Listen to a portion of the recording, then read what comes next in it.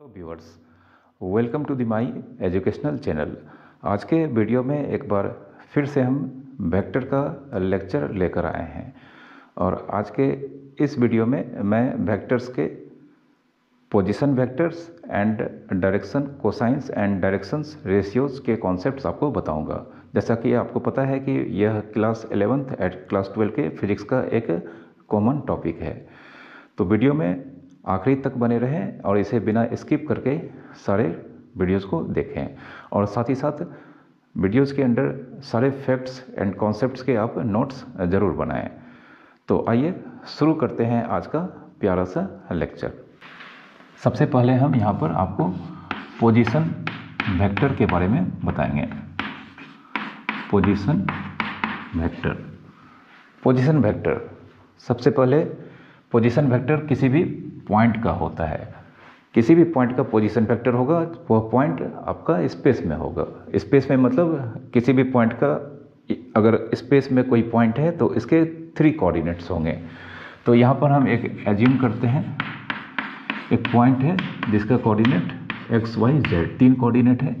अब यहाँ पर हम x axis, y axis, z axis draw करते हैं। तो यह पॉजिटिव x एक्सिस यहाँ पर हो गया, यह पॉजिटिव y एक्सिस हो गया और यहाँ पे पॉजिटिव z एक्सिस। और मान लेते हैं यहाँ पर एक पॉइंट है जिसका कोऑर्डिनेट x, y, z है। ठीक है, तो किसी भी पॉइंट का ही पोजीशन वेक्टर होता है। अब किसी भी पॉइंट का पोजीशन वेक्टर एक वेक्टर होता है जिसका इनिशियल पॉइंट ऑलवेज ओरिजिन पर लाई करता है और इसका टर्मिनल पॉइंट खुद उसी पॉइंट पे होता है। तो यहाँ पर अगर हम इस पॉइंट P का पोजीशन वेक्टर निकालना चाहें तो सबसे पहले हम इसे ओरिजिन से कनेक्ट करते हैं। ठीक है, ओरिजिन से ये हमने इसे कनेक्ट कर दिया। ठीक है, अब इस ओरिजिन को कनेक्ट करने के बाद यह एक वेक्टर होगा जो कि जिसका इनिशियल पॉइंट ओरिजिन पे होगा, टर्मिनल पॉइंट खुद यह पॉइंट P होगा। तो यहाँ पे हम एरो हेड लगा देते हैं। तो अब यहाँ पर यह जो वेक्टर आपको दिखाई पड़ रहा है जिसका इनिशियल पॉइंट ओरिजिन पर है और टर्मिनल पॉइंट खुद पॉइंट P है, तो इस तरह से यह जो वेक्टर आपको सामने नज़र आ रहा है यह पॉइंट P का पोजीशन वेक्टर कहलाता है। ठीक है, मतलब वेक्टर OP, इसका एक नाम दे देते हैं R, means R is equals to vector OP। यह कहलाएगा position vector of point P जिसका कोऑर्डिनेट x, y, z है। ठीक है, तो किसी भी पॉइंट का पोजीशन वेक्टर ऑलवेज एक वेक्टर होता है जिसका इनिशियल पॉइंट ऑलवेज ओरिजिन पर होगा और टर्मिनल पॉइंट खुद वही पॉइंट होगा। ये आपको याद रखना है। ठीक है, अब यहाँ पर इस वेक्टर का मैग्नीट्यूड, मतलब वेक्टर पोजीशन वेक्टर OP का मैग्नीट्यूड जो कि OP होगा, एंड OP जानते हैं, मतलब ओरिजिन जिसका कोऑर्डिनेट 0, 0, 0 होता है। तो ओरिजिन से पॉइंट P के बीच का डिस्टेंस, तो ओरिजिन से पॉइंट P के बीच का डिस्टेंस जो हम कोऑर्डिनेट में आप लोगों ने पढ़ा होगा मैथ्स में कि यह फार्मूला होता है x2 - x1 का whole square plus y2 - y1 का whole square plus z2 - z1 का होल स्क्वायर, उसके ऊपर रूट लगता है। तो अगर हम इसे x1, y1, z1 मानेंगे, इसे x2, y2, z2, तो यहाँ पर x - 0 का होल स्क्वायर, y - 0 का होल स्क्वायर एंड z - 0 का होल स्क्वायर। तो देयरफॉर पोजीशन वेक्टर OP का मैग्नीट्यूड x - 0 का होल स्क्वायर, यह x स्क्वायर होगा। नेक्स्ट टर्म यहाँ पे y - 0 y का स्क्वायर और ये z स्क्वायर। ठीक है, तो यह पोजीशन वेक्टर का मैग्नीट्यूड जो कि इसका कोऑर्डिनेट है x, y, z, इन तीनों के स्क्वायर का सम निकालने के बाद हम इसका स्क्वायर रूट निकालेंगे, तो यह पोजीशन वेक्टर का मैग्नीट्यूड होगा। ठीक है, यह पोजीशन वेक्टर का कॉन्सेप्ट था। ठीक है, कुछ क्वेश्चन हम यहाँ पर देखते हैं।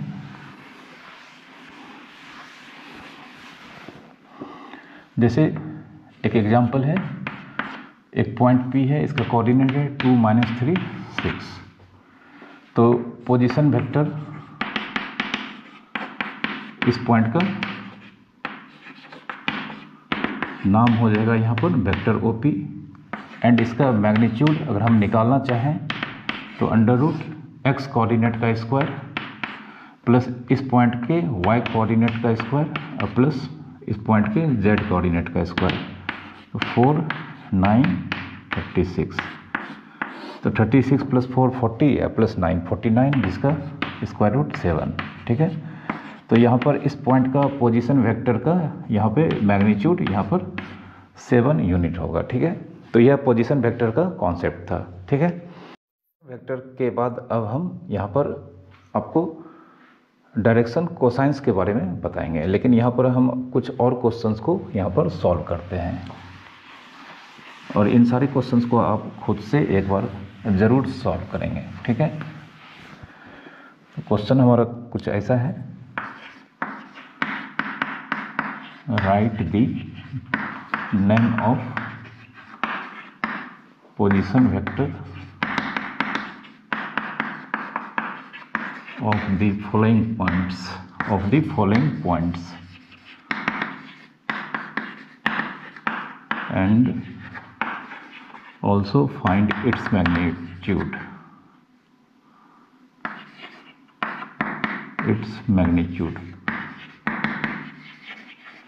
जिसमें अगर हम पहला पॉइंट लेते हैं ए, जिसका कोऑर्डिनेट है 3 -1 5, दूसरा पॉइंट ले लेते हैं सी, इसका कोऑर्डिनेट हम मान लेते हैं 3 - 1 √2। ठीक है, दो ही लेते हैं।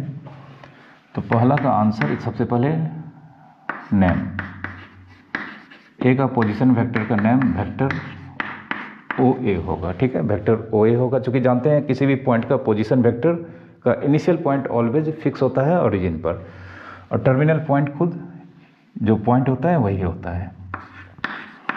अब इस पोजीशन वेक्टर का मैग्नीट्यूड एक्स कोऑर्डिनेट 3 का स्क्वायर, इस पॉइंट का वाई कोऑर्डिनेट -1 का स्क्वायर एंड 5 का स्क्वायर।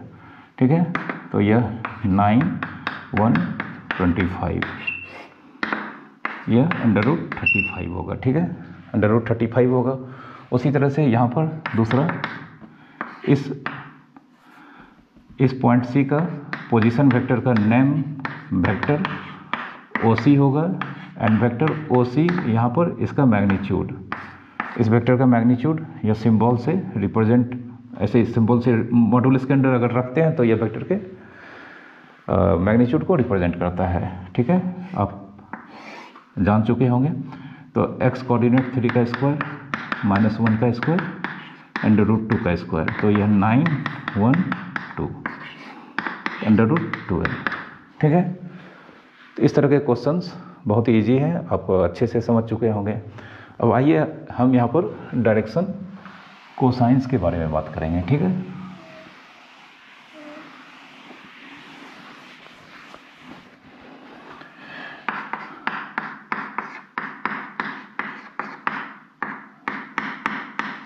डायरेक्शन कोसाइंस, जिसे शॉर्ट में हम डीसी लिख सकते हैं। ठीक है, direction cosines of position vector, ठीक है। तो इसके लिए सबसे पहले हम यहाँ पर 3 एक्सिस ड्रॉ करेंगे। यह हमारे पास 3 एक्सिस है, यह पॉजिटिव वाई एक्सिस, यह पॉजिटिव जेड एक्सिस और यह पॉजिटिव एक्स एक्सिस। ठीक है, अब यहाँ पर एक पॉइंट हम लेट करते हैं फिर से P, एक्स वाई जेड एक पॉइंट है, यहाँ पर हम इसे मेंशन करते हैं, इस पॉइंट को हम यहाँ पर मेंशन करते हैं x, y, z। हम जानते हैं इसे ओरिजिन से मिलाएंगे, इस तरह से अगर हम इसे ओरिजिन से मिला देंगे तो अब यह वेक्टर जिसका इनिशियल पॉइंट O है, टर्मिनल पॉइंट P है, यह इस पॉइंट P के पोजीशन वेक्टर को रिप्रेजेंट करता है। ठीक है, मतलब यहाँ पे R, यह R पॉइंट P का पोजीशन वेक्टर जिसका नाम वेक्टर OP होगा। ठीक है, position vector of point P। ठीक है, और इसका मैग्नीट्यूड मीन्स R। ठीक है, R भी लिख सकते हैं, R इक्वल्स टू पी का पोजीशन वेक्टर का मैग्नीट्यूड जिसका value X square plus Y square plus Z square होगा। ठीक है, यहाँ तक अभी आपने जस्ट पढ़ा है। अब यह पोजीशन वेक्टर, पॉइंट पी का पोजीशन वेक्टर, यह पॉजिटिव एक्स एक्सिस डायरेक्शन के साथ यह एंगल बना रहा है। ठीक है, जिसे अल्फा से रिप्रेजेंट किया जाता है। फिर से यह position vector positive Y axis direction के साथ जो एंगल बनाता है, यह एंगल इसे बीटा से रिप्रेजेंट किया जाता है। और यह position vector positive Z axis direction के साथ जो एंगल बनाता है, इसे गामा से रिप्रेजेंट किया जाता है। ठीक है, और यह तीनों एंगल इस पोजीशन वेक्टर का डायरेक्शन एंगल्स कहलाता है। ठीक है, मतलब alpha angle made bye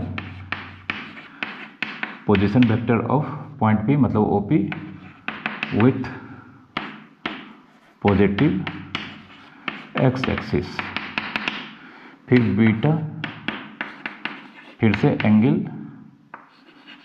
with positive Y axis. आपको याद रखना है कि ये तीनों angle positive X axis, positive Y axis और पॉजिटिव जेड एक्सिस के साथ ही माने जाते हैं। Gamma angle with positive Z axis. ठीक है, तो एक्स पॉजिटिव एक्स एक्सिस के साथ जो पोजीशन वेक्टर एंगल बनाएगा वह अल्फा का वैल्यू होगा। पॉजिटिव वाई एक्सिस के साथ जो यह वेक्टर एंगल बनाएगा उसे हम बीटा का वैल्यू लेकर चलेंगे। और पॉजिटिव जेड एक्सिस के साथ जो एंगल बनाएगा यह वेक्टर, उसे हम गामा के वैल्यू को लेकर चलेंगे। ठीक है, और यह तीनों एंगल इस पोजीशन वेक्टर के डायरेक्शन एंगल्स कहलाते हैं। ठीक है, these are direction angles of position vector OP. ठीक है, यह तीनों एंगल इस पॉइंट के पोजीशन वेक्टर के डायरेक्शन एंगल्स कहलाते हैं। ठीक है, यह पॉइंट पी और इसका पोजीशन वेक्टर ओपी, और यह तीनों एंगल जो यह तीनों पॉजिटिव एक्सिस के साथ फॉर्म करता है, यह तीनों एंगल इस पोजीशन वेक्टर के डायरेक्शन एंगल्स कहलाते हैं। आपको याद रखना है। ठीक है, अब इन्हीं तीनों एंगल्स, मतलब इन्हीं तीनों डायरेक्शन एंगल्स का अगर हम कोसाइन निकालते हैं, कोसाइन मीन्स कॉस, तो यह तीन कोसाइंस के वैल्यू इस पोजीशन वेक्टर के डायरेक्शन कोसाइंस कहलाते हैं। ठीक है, तो यहाँ पर हम लिखने जा रहे हैं डायरेक्शन कोसाइंस को।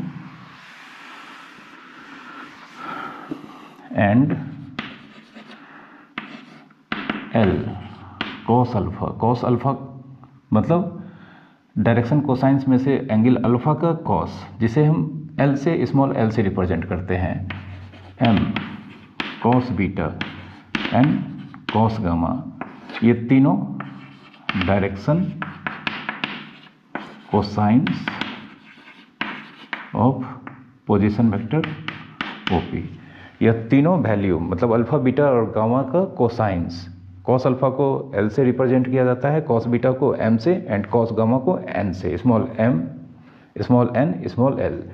यह तीन वैल्यू इस पोजीशन वेक्टर के डायरेक्शन कोसाइंस कहलाते हैं। ठीक है, यह डेफिनेशन है। ठीक है, अब इसके हम वैल्यूज कैसे फाइंड करेंगे ये मैं आपको यहाँ पर बताने जा रहा हूँ। ठीक है, याद रखना है आपको, L equals to cos alpha, M equals to cos beta and N equals to cos gamma. ठीक है,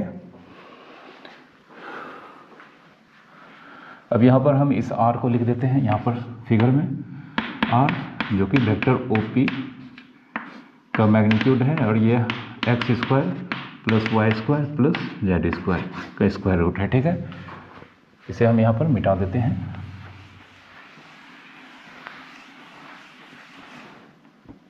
अब थोड़ा सा हम कोऑर्डिनेट में 2 डायमेंशनल कोऑर्डिनेट में जाते हैं। अगर यह एक्स एक्सिस है, यह वाई एक्सिस है, और अगर यह एक पॉइंट है जिसका 2 कोऑर्डिनेट है एक्स कॉमा वाई, जब पॉइंट का सिर्फ 2 कोऑर्डिनेट होता है तो उसे प्लेन में पॉइंट को बोला जाता है कि पॉइंट प्लेन में लाई करता है, एक्स वाई प्लेन में लाई करता है। तो एक्स वाई प्लेन में अगर पॉइंट लाई करेगा तो इसके 2 कोऑर्डिनेट एक्स और वाई होंगे। अगर एक्स जेड प्लेन में लाई करेंगे तो इस पॉइंट के 2 कोऑर्डिनेट एक्स एंड जेड होंगे। ठीक है, तो अगर कोई पॉइंट यहाँ पर मान लेते हैं पी एक्स वाई है और यह एक्स y प्लेन में लाई करता है। तो अब इस पॉइंट P से अगर हम x एक्सिस पे परपेंडिकुलर ड्रॉ करते हैं A, और P से अगर y एक्सिस पे परपेंडिकुलर ड्रॉ करते हैं B, ठीक है। तो ऑरिजिन से इस पॉइंट से जो हमने परपेंडिकुलर ड्रॉ किया x एक्सिस पे, जिस x एक्सिस के जिस पॉइंट पे यह मिलता है, ठीक है, A पर मिलता है, तो ऑरिजिन से उस पॉइंट के बीच का डिस्टेंस इस x कोऑर्डिनेट के वैल्यूज़ के बराबर होगा। फिर इस पॉइंट को अगर हमने परपेंडिकुलर ड्रॉ किया है y एक्सिस पे, तो ऑरिजिन से इस परपेंडिकुलर जहाँ पर जिस पॉइंट पर यह परपेंडिकुलर मिलता है, मतलब पॉइंट B, ऑरिजिन से इस पॉइंट का डिस्टेंस इस पॉइंट के y कोऑर्डिनेट के बराबर होगा, ठीक है। यह y होगा, मतलब यह x होगा, यह y होगा। तो अब यह y होगा तो यह भी y होगा। तो कहने का मतलब यहाँ पर किसी भी पॉइंट का कोऑर्डिनेट, एक बात पर मैं यहाँ जोर देकर बताना चाहता हूँ कि किसी भी पॉइंट का कोऑर्डिनेट उसके एड्रेस को बताता है। एड्रेस को बताता है कि कहने का मतलब अगर हमें पॉइंट P का कोऑर्डिनेट x, y है, तो हम अपना जर्नी स्टार्ट करेंगे ओरिजिन से, x एक्सिस के अलोंग x यूनिट चलेंगे। इसके बाद हम परपेंडिकुलर डायरेक्शन में या तो बिलो या एबव y यूनिट चलेंगे और अपने आप को रोकेंगे तो पॉइंट P पर पाएंगे, ठीक है। आपको याद रखना है कि किसी भी पॉइंट का कोऑर्डिनेट अगर x, y है, तो अगर P से परपेंडिकुलर ड्रॉ करेंगे x एक्सिस पे, तो ओरिजिन से उस पॉइंट तक का डिस्टेंस x होगा। P से परपेंडिकुलर ड्रॉ करेंगे y एक्सिस पे, तो ओरिजिन से उस पॉइंट तक का डिस्टेंस y होगा, ठीक है। तो अब हम यहाँ पर इसको थोड़ा सा मिटाकर हम इधर ड्रॉ करने जा रहे हैं, यह x एक्सिस और यह एंगल अल्फा। इस पॉइंट से हम परपेंडिकुलर ड्रॉ करने जा रहे हैं x एक्सिस पे, ये परपेंडिकुलर का सिंबल, ठीक है। पॉइंट P से हमने परपेंडिकुलर ड्रॉ किया है x एक्सिस पे, मान लेते हैं यहाँ A पे मिलता है। पॉइंट P से परपेंडिकुलर ड्रॉ करने जा रहे हैं y एक्सिस पे, या B पे मिलता है, और इसी तरह से पॉइंट P से परपेंडिकुलर ड्रॉ करने जा रहे हैं हम z एक्सिस पे, यह मान लेते हैं C पे मिलता है, ठीक है। तो इस तीनों पॉइंट से हमने परपेंडिकुलर ड्रॉ किया है x axis, y axis, z axis पे। तो लॉजिकली ओरिजिन से इस पॉइंट का डिस्टेंस x कोऑर्डिनेट x के बराबर होगा, ओरिजिन से इस पॉइंट का डिस्टेंस y के बराबर होगा, और इस पॉइंट से C का डिस्टेंस z के बराबर होगा, ठीक है। इसे मिटा देते हैं, मतलब OA x होगा, OB y होगा एंड OC z होगा, ठीक है। अब आपको दिखाई दे रहा होगा कि ट्रायंगल AOP, जिसका एंगल A 90 डिग्री है, मतलब एंगल A 90 डिग्री है इस ट्रायंगल में, तो यह ट्रायंगल एक राइट ट्रायंगल होगा। इन ट्रायंगल AOP, ठीक है, यह एंगल अल्फा है, कॉस अल्फा। इस एंगल अल्फा के लिए यह बेस OA हो गया, OA। और इस ट्रायंगल में, ट्रायंगल OAP में 90 डिग्री के सामने का साइड जो कि OP है, यह हाइपोटेन्यूस हो जाएगा, ठीक ना।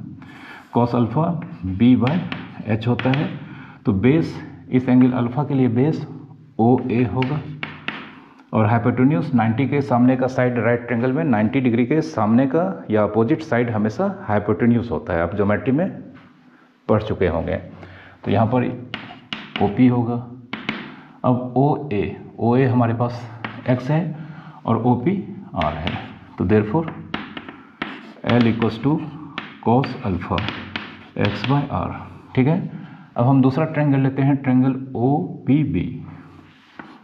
इन ट्रायंगल OPB, ठीक है, cos बीटा, फिर से B/H cos बीटा का फॉर्मूला बेस अपॉन हाइपोटेन्यूस। तो यहाँ पर देख सकते हैं फिर से यह एक राइट ट्रायंगल है, यह 90 डिग्री के सामने का साइड OP है, और यह बेस, इस एंगल के लिए बेस इस बार OB होगा, एंगल बीटा के लिए बेस OB होगा। तो यहाँ पर OB/OP, और OB यहाँ पर हमने y पहले से फाइंड करके रखा है y, और OP यहाँ पर OP का मैग्नीट्यूड R, ठीक है। फिर एक तीसरा ट्रायंगल यहाँ पर दिख रहा है आपको, ट्रायंगल OCP, जो फिर से एक बार राइट ट्रायंगल है। ट्रायंगल OCP यह राइट ट्रायंगल है एंगल C पर, तो अब हम तीसरा ट्रायंगल लेते हैं, in triangle O C P cos gamma. फिर से एक बार हम बी बाय एच लिखते हैं। तो इस बार इस गामा के लिए बेस ओ सी होगा, ओ सी बाय ओ पी। एंगल 90 के सामने का साइड ओ पी है, ठीक है। तो ओ सी हमने यहाँ पर जेड लिया है, ओ पी आर, ठीक है। तो इसे हम यहाँ पर लिख सकते हैं therefore M equals to cos beta equals to Y by R. और यहाँ पर लिख सकते हैं कॉस गामा मतलब एन का value, cos gamma equals to Z by R, ठीक है। तो अब हमें फॉर्मूला मिल चुका है। देयरफॉर अगर पॉइंट P जिसका कोऑर्डिनेट एक्स वाई जेड है और इसके पोजीशन वेक्टर का मैग्नीट्यूड OP अगर R है, और R का वैल्यू हमने निकाला है यहाँ पे √x² + y² + z², ठीक है। तो देन L जो कि कॉस अल्फा के वैल्यू को रिप्रेजेंट करता है, यह x/r होगा। M कॉस बीटा के वैल्यू को रिप्रेजेंट करता है, यह y/r होगा। और n कॉस गामा के वैल्यू को रिप्रेजेंट करता है, यह z/r। और यह तीनों ही इस पॉइंट के पोजीशन वेक्टर के डायरेक्शन कोसाइंस होते हैं, ठीक है। यहाँ पे डीसीज ऑफ r, तो यह डीसीज निकालने का फॉर्मूला हो गया, ठीक है। अब हम यहाँ पर यह डायरेक्शन कोसाइंस जो कि L equals to X by R, M equals to Y by R and N equals to Z by R, यहाँ पर इन तीनों के बीच क्या रिलेशंस होते हैं इसे यहाँ पर हम इस्टेब्लिश करेंगे, ठीक है।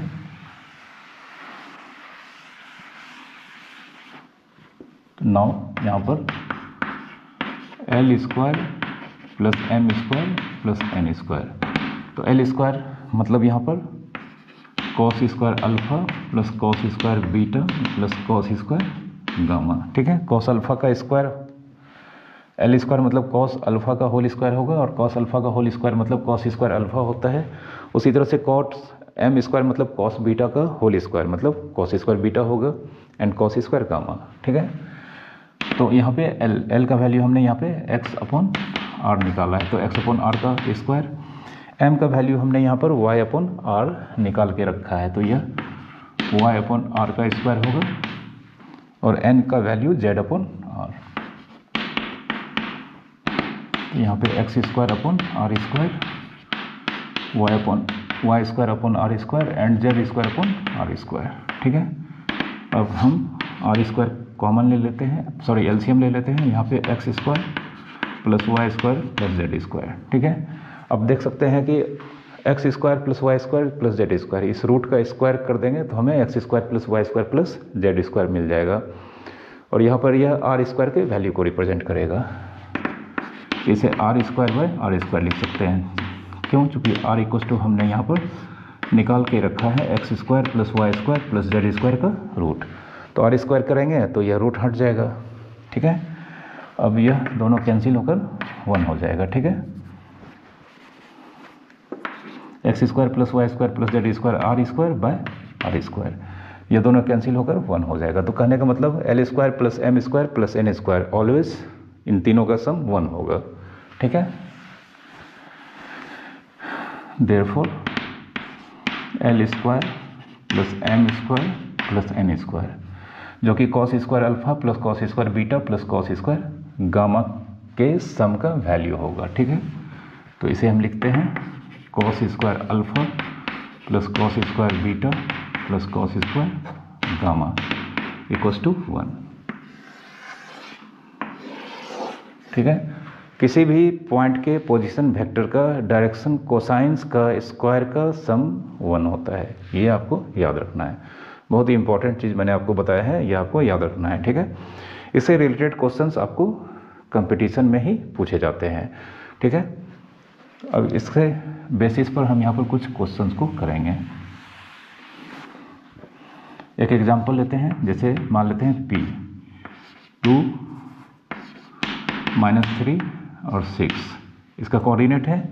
Then find find the direction cosines and direction angles of position vector of point P। ठीक है, इस पॉइंट का कोऑर्डिनेट दिया गया है, इस पॉइंट का पोजीशन वेक्टर का डायरेक्शन कोसाइंस और डायरेक्शन एंगल्स हमें फाइंड करना है। ठीक है, तो इसे हम यहाँ पर सॉल्व करते हैं। तो सबसे पहले इसका पोजीशन वेक्टर, पॉइंट P का पोजीशन वेक्टर OP होगा। ठीक है, यह इसका पोजीशन वेक्टर। अब इसका हम मैग्नीट्यूड निकाल लेते हैं। ठीक है, तो लेट हम यहाँ पे मान लेते हैं R equals to vector OP। तो देयरफॉर वेक्टर OP का मैग्नीट्यूड मतलब R का मैग्नीट्यूड जो कि R होगा, एंड R इक्वल्स टू हो जाएगा वेक्टर OP का मैग्नीट्यूड x कोऑर्डिनेट का स्क्वायर। तो x कोऑर्डिनेट मतलब 2 का स्क्वायर प्लस -3 का स्क्वायर एंड प्लस 6 का स्क्वायर। ठीक है, 2 का स्क्वायर -3 का स्क्वायर एंड प्लस 6 का स्क्वायर होगा। ठीक है, अब यहाँ पे 2 का स्क्वायर 4 होगा, -3 का स्क्वायर 9 एंड 36। ठीक है, बहुत ही आसान यहाँ पर मैंने नंबर लिया है ताकि कैलकुलेशन भी यहाँ पर इजी हो जाए। तो यह 36 4 40 और 9 49 होगा। तो देयरफॉर कह सकते हैं हमारे पास R का वैल्यू 7। ठीक है, R का वैल्यू हमारे पास 7 है। तो अब हम डायरेक्शन कोसाइंस जो कि L M N के वैल्यू होते हैं। ठीक है, तो therefore L means cos alpha जो कि x अपॉन R होता है। तो यहाँ पे पॉइंट P का x कोऑर्डिनेट 2 है, 2 और R का वैल्यू 7 आया है। नेक्स्ट M जो कि cos बीटा होता है और यह y बाय R, और यह y का वैल्यू यहाँ पर -3 है और R का वैल्यू 7। ठीक है, एंड लास्ट N जो कि cos गामा का वैल्यू होता है, यह Z अपॉन R। तो Z का वैल्यू यहाँ पर 6 है, 6 अपॉन 7। और इन तीनों को ही हम लोग डायरेक्शन कोसाइंस बोलते हैं। तो यह DC ऑफ वेक्टर OP। ठीक है, यह तीनों वैल्यू यहाँ पर इस वेक्टर OP जो कि पॉइंट P के पोजीशन वेक्टर को रिप्रेजेंट करता है, इसके डायरेक्शन कोसाइंस यहाँ पर हमने निकाल लिया है। अब यहाँ पर क्वेश्चंस में यहाँ पे इसके डायरेक्शंस एंगल्स को भी फाइंड करना है, मीन्स हमें अल्फा बीटा एंड गामा के वैल्यू को भी फाइंड करना है। तो इसे हम निकालते हैं। अब तो हमारे पास cos alpha cos beta cos gamma का वैल्यू ऑलरेडी ऑब्टेंड हो चुका है। एक चीज़ मैं आपको बताना चाहता हूँ कि अगर sine theta equals to A है तो theta equals to sine inverse A लिखेंगे। ठीक है, मैथमेटिक्स में अगर आपने मैथमेटिकल टूल्स में ये सब पढ़ा होगा। हमारे मैथमेटिकल्स टूल्स के लेक्चर बहुत ही जल्द आएंगे, उसमें मैं आपको इन सारे फैक्ट्स के बारे में पढ़ाऊँगा। बट आपने अगर थोड़ा बहुत भी पढ़ा होगा तो साइन थीटा अगर A है तो theta equals to sine inverse A, या अगर हम मान लेते हैं cos phi equals to P है तो फाई, चूँकि हमें फाई निकालना है तो इस फाई को लिखेंगे, लेकिन हमें यहाँ पे cos को P के साथ भेजना होगा और इसे cos इनवर्स पढ़ते हैं। ठीक है, cos इनवर्स P लिखते हैं। ठीक है, तो यहाँ पर हमें अल्फ़ा बीटा गामा निकालना है, तो इसी फैक्ट्स को हम यूज़ करेंगे। तो सिंस हमारे पास cos अल्फ़ा 2/7 है। ठीक है, तो therefore alpha equals to cos inverse 2/7।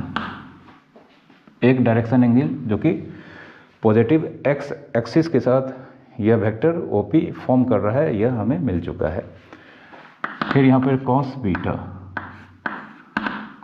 -3/7 है। तो देयरफॉर यहाँ पर beta equals to cos inverse -3/7 होगा। ठीक है, एंड सिंस cos गामा हमारे पास 6/7 आया है, तो therefore gamma equals to cos inverse 6/7। तो यह तीन वैल्यू अल्फ़ा बीटा गामा, यह क्या कहलाएगा? Direction angles. Direction angles of position vector OP. ठीक है, एक बार आपके पास अगर डायरेक्शन कोसाइंस के वैल्यू ऑब्टेंड हो चुके हैं तो डायरेक्शन एंगल्स के आंसर बहुत ही आसानी से लिखे जा सकते हैं।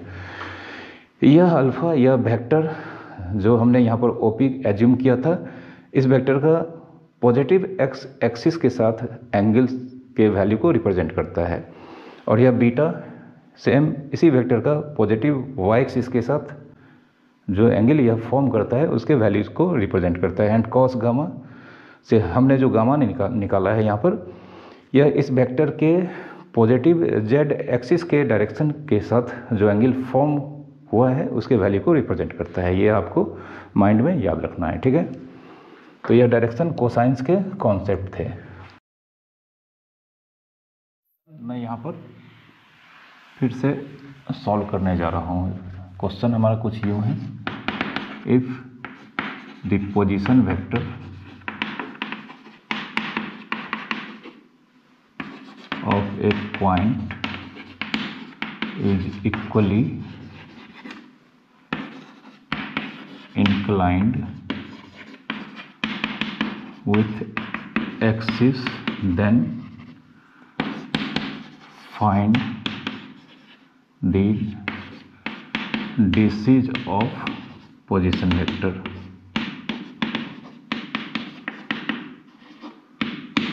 ठीक है, इस क्वेश्चन में कहा गया है कि एक पॉइंट का पोजीशन वेक्टर इक्वली इंक्लाइंड है एक्सिस के साथ। यह हमने ए एक्स ई एस लिखा है, मतलब एक्सिस का plural A X I S होता है। एक्सिस सिंपल एक एक्सिस के को रिप्रेजेंट करता है, और यहाँ पे एक्सिस का मतलब हो गया तीनों axis, X axis, Y axis, Z axis.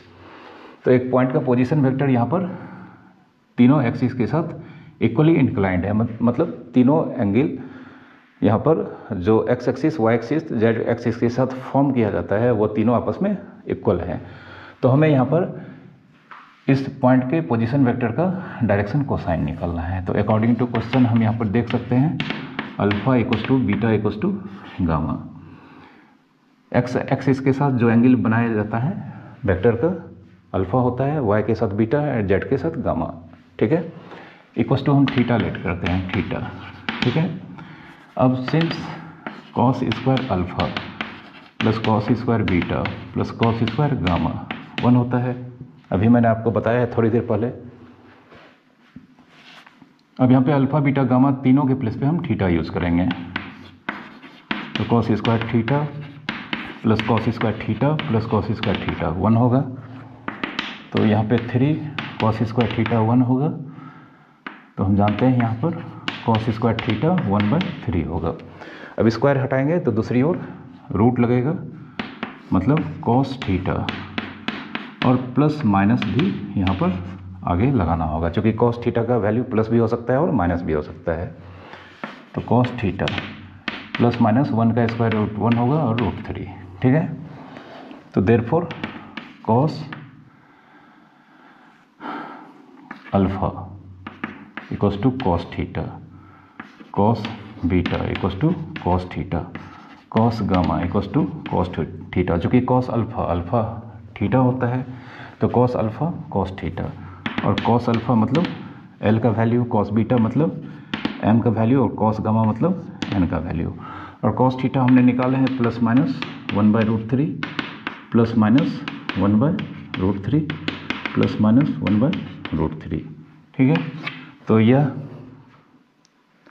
This is direction cosine of position vector. यह 3 वैल्यू यहाँ पर डायरेक्शन कोसाइंस इस पोजीशन वेक्टर का आंसर होगा। ठीक है, कहने का मतलब यहाँ पर एक बार तीनों प्लस होगा और एक बार तीनों माइनस होगा। ठीक है, एक बार 1/√3 एल का वैल्यू होगा, मतलब एल इक्वल्स टू एक बार plus 1/√3, M equals to plus 1/√3 and equals to plus 1/√3, और दूसरा बार यह L equals to minus 1/√3, M equals to minus 1/√3 and N equals to minus 1/√3 होगा। ठीक है, इसके 2 आंसर होंगे। ठीक है, तो आई होप आप direction cosines and position vectors के लेक्चर को अच्छी तरह से समझ चुके होंगे। उम्मीद करता हूँ कि आप मेरे पिछले लेक्चर्स के सारे कॉन्सेप्ट भी अच्छे से समझ चुके होंगे।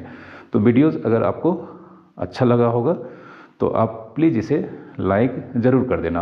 और आप लोगों में से बहुत सारे लोग हमारे वीडियोज़ को देखते हैं बट उसे अभी तक आप लोगों ने चैनल को सब्सक्राइब नहीं कर रखा है। तो प्लीज़ आपसे रिक्वेस्ट है कि सबसे पहले आप चैनल को सब्सक्राइब कर लें।